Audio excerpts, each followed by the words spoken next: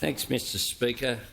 I move that the House record its deep regret at the death on 31 October 2022 of the Honourable Robert Ellicott, AC KC, a former minister and member of this House for the division of Wentworth from 1974 to 1981, place on record its appreciation of his meritorious public service and tender its sympathy to his family in their bereavement.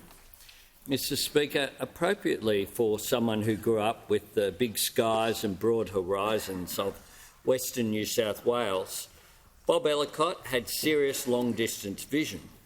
Indeed, by the tender age of just 8, he'd already decided that he wanted to be a barrister. Then wartime speeches by Winston Churchill and John Curtin fired in him the desire for a life of public service. After a stint as Solicitor General, in which role he led Australia's efforts against French nuclear testing in the Pacific, Bob entered Parliament as the member for Wentworth in the 1974 election. He soon rose to become the nation's top law officer. Standing next to Malcolm Fraser, he outlined his vision as Attorney General. "My duty is to ensure the law is upheld. My duty is not to be a toady to the Prime Minister." He didn't squander the moment. He established the Family Law Court and the Administrative Appeals Tribunal, which had both been initiated by the Whitlam government. He was also responsible for the legislation which set up the Human Rights Commission.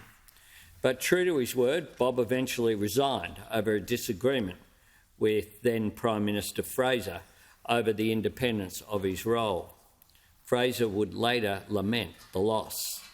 But Bob wasn't done with politics. His next chance to leave a lasting legacy came in his role as Home Affairs Minister.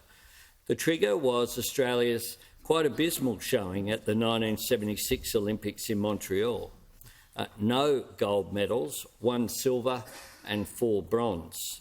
And the cherry on this grim cake was New Zealand beating us in the field hockey, taking a gold medal in the process.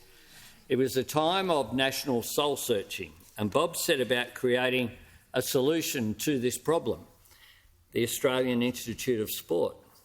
He left Parliament in 1981, but none of the energy left Bob, and neither did his sheer range.